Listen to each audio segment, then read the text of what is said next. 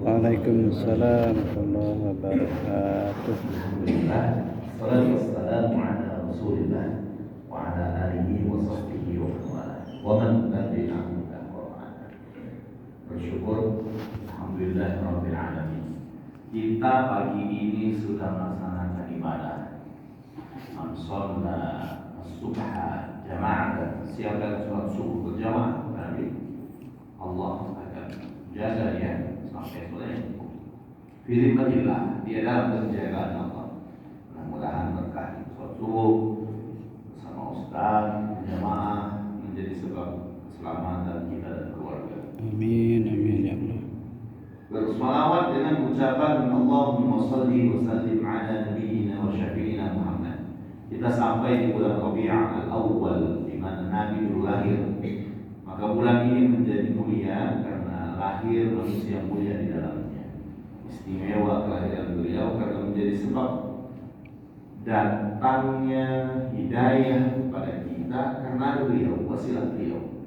Ya, maka kita selalu kita rindu dengan menghidupkan sunnahnya, pun ada yang mengekspresikan kebahagiaannya. Macam-macam cara mengekspresikan, tergantung orangnya masing-masing. Ada yang dengan perayaan Maulid bahasanya sekarang, ya, meskipun hanya penamaan saja, ya, itu hanya penamaan. Tetap dalam ranah qul bi fadlillahi wa bi rahmatihi fa bidzalika falyafrahu. Atas rahmat Allah, atas perkenan Allah, maka ekspresikan kebahagiaan kalian. Di sini saja. Jadi berekspresi tentang kebahagiaan beda-beda caranya. Orang Bugis saking bahagianya mereka rebus telur, kemudian diberi warna-warni, diberikan hiasan, diguntingkan bunga-bungaan, ditancapkan di batang pisang. Itu bentuk ekspresi mereka, diarak keliling kampung, dibaca pada di kisah Nabi Muhammad Sallallahu Alaihi Wasallam. Kemudian anak-anak rebutan telur. Ya, ekspresi begitu. Ya, ada yang berekspresi dengan masak-masak, dibagikan kepada orang yang kiri kanan, tetangga, kerabat. Itu cara ekspresinya. Ada yang dengan mengundang orang datang kumpul di rumahnya, berdoa, kemudian membagikan makanan dan sebagainya. Itu hal yang tidak masalah. Itu hal yang dalam ranah mengekspresikan kebahagiaan, ya, mengekspresikan kebahagiaan, bukan dalam ranah ini ibadah sehingga tidak diajarkan atau menjadi bid'ah. Jadi perspektifnya yang berbeda. Nanti kalau majelis itu diisi dengan kemaksiatan, haram. Ya. Misal ada pelaksanaan maulid, isinya joget-joget, goyang-goyang di masjid dan laki-laki perempuan gabung, itu haram. Bukan maulidnya haram, isinya yang haram. Tapi ketika pelaksanaan maulid itu diisi dengan taklim, dengan zikir, apa bedanya dengan taklim kita? Menjadi hal dibagikan makan dan sebagainya menjadi ibadah.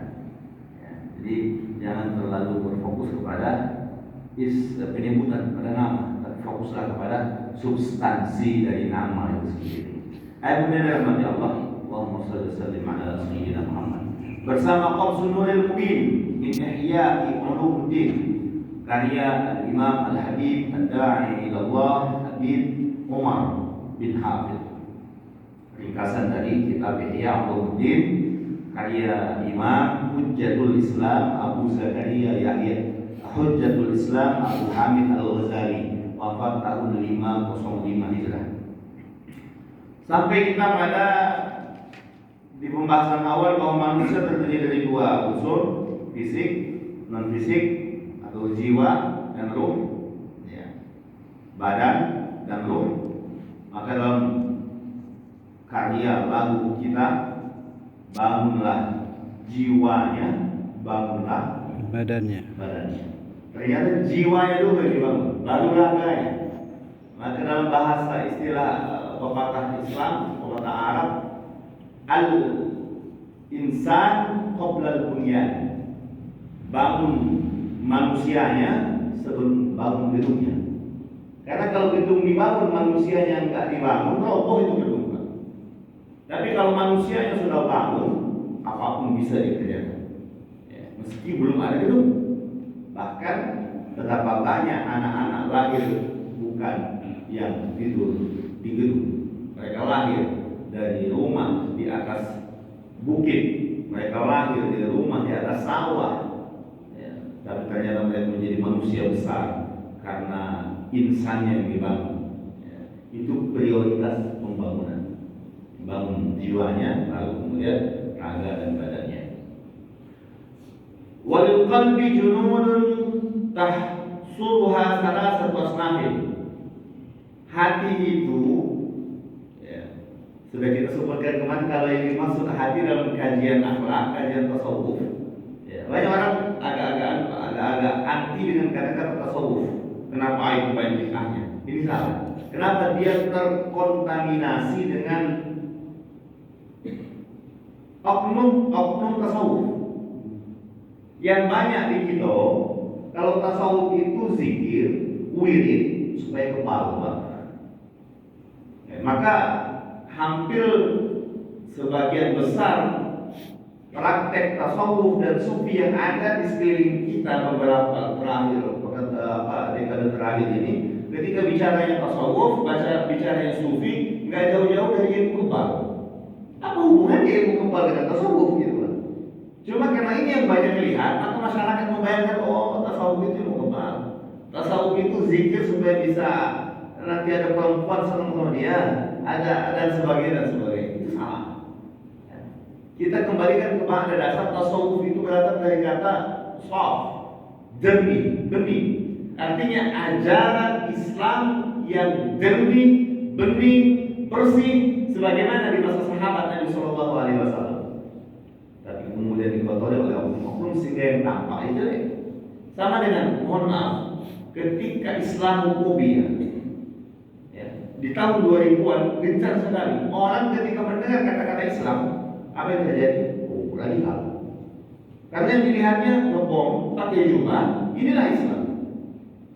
Yang rahmat-rahmat, Islam yang lagi bagi buka puasa, yang lagi nolongin gempa bumi, yang nolongin konflik, nggak ter-up oleh media. Yang kelihatan, yang nyembelih, yang nembak, yang kerusuhan, yang ngebom. Maka dalam waktu Islam itu radikal. Di 2006 nggak jauh.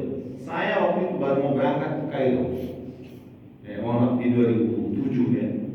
Saya duduk ketika di pesawat, ada salah satu dokter yang dia orang Indonesia tapi lama di Barat. Ketika kami berbincang-bincang, dia tahu kita mau berangkat ke Kairo, ke Al-Azhar karena kuliah. Dia langsung matanya terbelalak. Dan dia berkata, "Adek, tidak takut ke Azhar belajar Islam?" Dia bilang, "Kenapa?"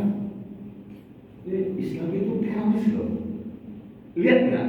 Yang ngebom di sebutin semua. Artinya apa? Jangan salahkan orang-orang Islam ketika tidak menerima Islam dengan benar. Kenapa? Karena mereka melihat Islam itu ya yang begitu, yang tampilnya, yang rusaknya. Dia nggak lihat kita duduk di masjidnya, nggak lihat waktu kita santuni anak yatimnya, tidak melihat ketika berkomunikasi dengan tetangganya dan sebagainya. Begitu pula dengan tasawuf. Tapi akhirnya dengan media yang naik, bersih sendiri. Alhamdulillah sekarang peningkatan orang masuk Islam justru lebih banyak di Barat, lebih banyak di Perancis, di Rusia, di Inggris, di Amerika. Sangat jelas. Kenapa? Karena dunia sudah semakin terbuka, Islam sudah kelihatan. Oh, ini loh Islam. Ternyata bukan yang selama ini nyembelih, nembak, bukan itu. Sudah tampak ya. Maka kebenaran itu akan tampak, tapi butuh kita sebagai tentara-tentara untuk menampakkannya. Kalau kita yang berhasil menampakkan kebaikan Islam, maka kita yang mendapat keberuntungan. Begitu pula dengan tasawuf. Artinya bersih, jernih. Ketika bicara tasawuf itu moral. Kalau bahasa kita itu banyak orang yang alergi dengan bahasa Arab sehingga tasawuf ini salah ini, jahat ini. Maka sudah kita bicara moral, budi pekerti. Ini bahasa kita. Itu juga maknanya. Nah, ketika bicara masalah hati dalam terminologi akhlak, moral, budi pekerti, bukan hati organ tubuh. Kalau hati organ tubuh itu sama dengan kambing, unta, sapi, ayam punya hati. Ya. Kalau kena sakit, yang hatinya sakit, itu namanya liver. Itu Pak. Tapi yang dimaksud dalam hati kajian akhlak bukan hati organ. Al-qalb di sini ya lebih identik kepada sesuatu yang enggak kelihatan tapi dia mampu merasakan.